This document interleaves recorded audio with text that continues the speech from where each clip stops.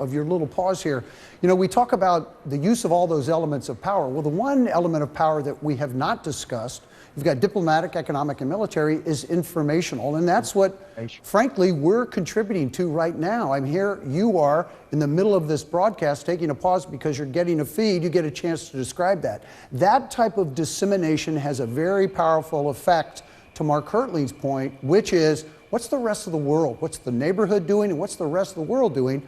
This information is getting out, and it's being very, very clear that these kinds of activities by Assad, which have been tolerated in the past, will no longer be tolerated. He has a decision to make. Yeah. General Hertling, you want to weigh in on this?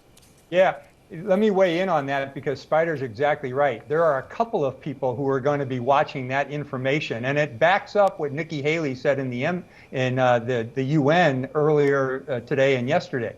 Here's the thing. It's not just the enemies that are getting this informational feed, but it's our friends. And what I'll say is there are going to be 3 friends that are very happy about this. One is going to be Israel, one is going to be France, and the other one's going to be the UK, because we've acted together as a team. But the rest of NATO is going to be ecstatic about this, because we've not only stopped Assad from this gradual increase in the use of chemical weapons, which make no mistake about it, the strike last week was not the first one. There have been multiple ones. But it's going to signal to NATO, too, that Russia isn't going to get away with these kind of things. And NATO, the countries in Europe and others, are going to be saying it's about time the United States stood up to Russia backing this animal in Syria.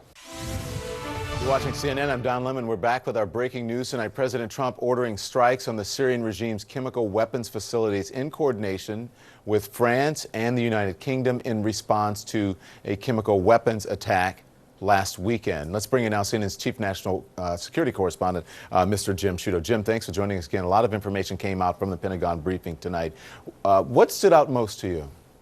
Well, it appears we've been aware all week long that there's been a debate inside the administration. You had some in the administration, apparently the president included, who were pushing for a more sustained military response to distinguish this response from last year's, which even the administration grants did not change the Assad regime's behavior. They continued to use chemical weapons. So a debate between a camp saying we need a more sustained military response, cannot be a one-off, and Mattis and others who were counseling caution, saying that a sustained military campaign risks escalation, in particular risks escalation with Russia, which has a lot of forces on the ground there. From that press conference and from this phrase that came from Defense Secretary Mattis's mouth, this was a one-time shot, it becomes clear that that conservative side won out in this debate, that this was a limited military strike focused purely on chemical weapons facilities, aimed specifically at Syria, as Mattis made clear, not a more sustained one to distinguish from the last attack that really didn't have the desired effect, which is to deter the Syrian regime. Now, the question is, what happens next? The president alluded to a sustained effort that includes military, economic, and diplomatic efforts, responses, etc., but he didn't articulate what those are. You raised diplomatic response, but what is that? Is it a UN resolution that Russia is likely to veto? It's really not clear what happens next. But it is clear that in that debate, at least, it was the conservative voices, Mattis included, that won out. Yeah. Jim Sciutto, thank you very much. I want you to stand by because I'm going to bring in now CNN military and diplomatic analyst Rear Admiral John Kirby and CNN military analyst Major General James Spider Marks and Lieutenant General Mark Hertling, who joins us via Skype. Gentlemen, good evening to all of you. So I want to ask you that General Mattis said that they made as much, took as many precautions as possible so that civilians would not be hurt. How can they be assured of that? How can we be assured of that, General Marks? Well, all of us that you're talking to tonight, Don, have gone through the process of planning for strikes and understand the intricacies and the feeds that have to take place in advance during the planning process. Look, you have intelligence from human sources, imagery, signals intelligence, etc. You also have an understanding of the ground, and you also know the dynamics, the environment into which you're going to start throwing all this steel. So each one of these targets then has a folder that goes against it. So are there guarantees that the battle damage, or correction, the collateral damage estimates that are now going forward into the decision-making process for the commander to say, that's a go, or this target is a no-go. Are those 100% accurate? Of course they're not.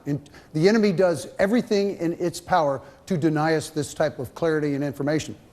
But to the best of our abilities, that's what takes place. So for Secretary Mattis to say we have uncovered as much as we can, we have exhaustively put our intelligence community to task and have demanded them give us the best assessment, and then the commander has to sit back and say, I want to achieve this objective, I have these capabilities available to me, here are the risks associated with that, and this is what the target looks like, and here are the risks of those on the ground. We've done this thousands and thousands and thousands of times. We try to make it as precise as we can. There's a lot of subjectivity and a lot of art in that very scientific process. John Kirby, you know, we know that a B-1 bomber was used in tonight's operation. Would it have gone into Syrian airspace to carry out these attacks? Have to gone into Syria to carry? And what are the dangers that would be presented here? And not necessarily. Look, all the missiles that were launched tonight were cruise missiles, long-range, precision-guided cruise missiles. The shortest range of the missiles launched tonight, the Storm Shadows, have a range of about 300 miles. If the B-1 fired missiles, which we're reporting that they did, it was a joint air-to-surface standoff missile, which has a range of about 650 miles. And the Tomahawks launched from the ships at sea, they have a range, depending on the variant, can go all the way up to 1,500 miles away. So it's very unlikely that those B-1 bombers had to even enter Syrian airspace to launch their missiles. In fact, I'd say even the Rafale fighters that the French flew probably could have launched their missiles well outside Syrian airspace, or even if it wasn't Syrian airspace, Don, it certainly was going to be out of the range of those S-300 and S-400 air defense systems that the Russians have in place. They have a range of about 250 miles.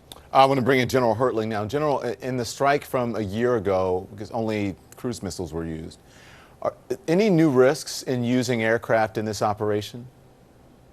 Yeah, you can bring in the allies on this and have it more synchronized, Don.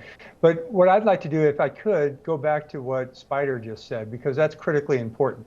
Spider, as an intelligence officer, would put those packets together based on commander's guidance that he was talking about a little while ago. A lot of, the president's tweet of a few days ago about smart munitions coming your way, that's exactly what we're dealing with across the board tonight, launched from both ships and from aircraft. When those target folders are put together by the intelligence guys based on the commander's request, it's then blessed by the commander. I was in that role as a commander of forces, and here's the thing that most Americans don't understand, Don. I would always have a lawyer right next to me. Talking about what John Kirby just mentioned, the collateral damage, the potential for civilian casualties, and are the targets appropriate in terms of the laws of land warfare. Not a lot of Americans realize that there's a lawyer kind of checking your notes and saying, hey, that's a good target, this is not a good target. So that's why it takes a little while to do these kind of things. Now, compare all that. Compare the preciseness, even though there are times when it does hit civilians and it might have something occur on the ground that you did not expect when that missile lands. Compare that to what both the Russians and the Syrians and the Iranians have been doing throughout Syria with dumb munitions, dropping barrel bombs that have no guidance, don't know what the civilian casualties are going to be, and in fact targeting things like hospitals and schools. There's a very radical difference between the targeting techniques of Western forces and the ones we're seeing in Syria today. All right, gentlemen, I want you to stand by. Stay with me because I need to get to you on the other side of this break. When we come right back, much more on our breaking news tonight. The U.S., Britain, and France strike Syria's chemical weapons program. We'll be right back. Here's our breaking news tonight. President Trump announcing he ordered strikes on the Bashar al-Assad regime, its chemical weapons facilities in coordination with France and the UK. Back with me now, Rear Admiral John Kirby, Major General James Spider Marks, and Lieutenant General Mark Hertling, who joins us via Skype. So, Admiral Kirby, what can you tell us about the type of missiles fired tonight and the risks posed by hitting chemical weapons facilities?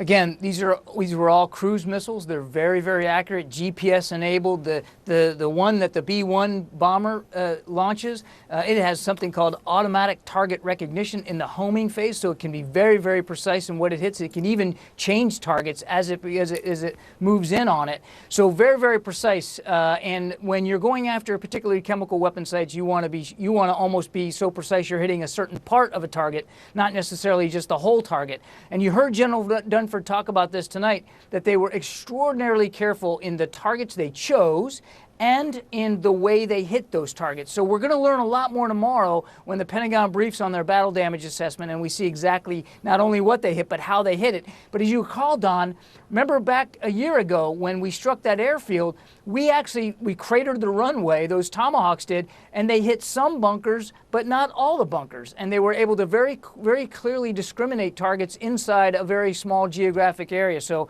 it's dicey work to be sure, but I'm positive that they had enough target analysis to be as accurate as possible. To General Hertling now, we're in the throes, in the midst of breaking news. This is just the beginning, and this only happened a couple of hours ago. What aren't we thinking about right now?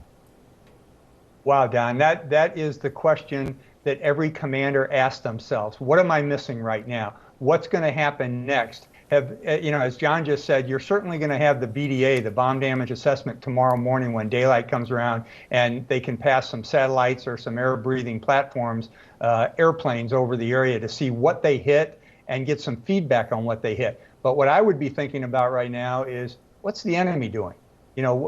Because the enemy always gets a vote. And in this case, the enemy isn't just Syria. They're not going to be doing much except licking their wounds. But the enemy in this case, truthfully, are the Russians and the Iranians, too. There's going to be some huge blowback. I know we already have some feedback from the Russian embassy saying, hey, you're going to pay for this. Basically, I'm paraphrasing, obviously. Haven't heard from Iran yet. Turkey, what are they going to say? What are the Israelis going to say? Because they're in this fight, too, and we can't forget them. So what I'm looking for is, what are our friends in the region going to do in terms of reaction? And more importantly, what is going to be the reaction of our enemies first thing in the morning? And what kind of either military action or diplomatic action or cyber action are some of them going to execute? I don't know if you have a monitor there, General Hertling, or if General Marks or Admiral Kirby, but we're looking at some video. This is coming from French television. And it looks like French military jets on the runway. General Marks, you're in the studio. Can you see that? I cannot. Sorry, Don. You cannot. General Kirby, can you see it? I can see it, Don. I can see it, Yeah. Don. They look like the Rafale fighters that the French fly. They are equipped to launch that Storm Shadow cruise missile. Mm-hmm. Go ahead, General Hertling. Hey, Don, if I can, let me jump in to kind of take advantage of your little pause here. We talk about the use of all those elements of power. Well, the one element of power that we have not discussed, you've got diplomatic, economic, and military, is informational. And that's what, frankly, we're contributing to right now. I'm here, you are, in the middle of this broadcast, taking a pause because you're getting a feed. You get a chance to describe that. That type of dissemination has a very powerful effect, to Mark Hertling's point, which is, what's the rest of the world? What's the neighborhood doing, and what's the rest of the world doing? This information is getting out, and it's being very, very clear that these kinds of activities by Assad, which have been tolerated in the past, will no longer be tolerated. He has a decision to make. Yeah. General Hertling, you want to weigh in on this? Yeah. Let me weigh in on that because Spider's exactly right. There are a couple of people who are going to be watching that information, and it backs up what Nikki Haley said in the UN earlier today and yesterday. Here's the thing. It's not just the enemies that are getting this informational feed, but it's our friends. And what I'll say is there are going to be 3 friends that are very happy about this. One is going to be Israel, one is going to be France, and the other one's going to be the UK because we've acted together as a team. But the rest of NATO is going to be ecstatic about this because we've not only stopped Assad from this gradual increase in the use of chemical weapons, which make no mistake about it, the strike last week was not the first one. There have been multiple ones.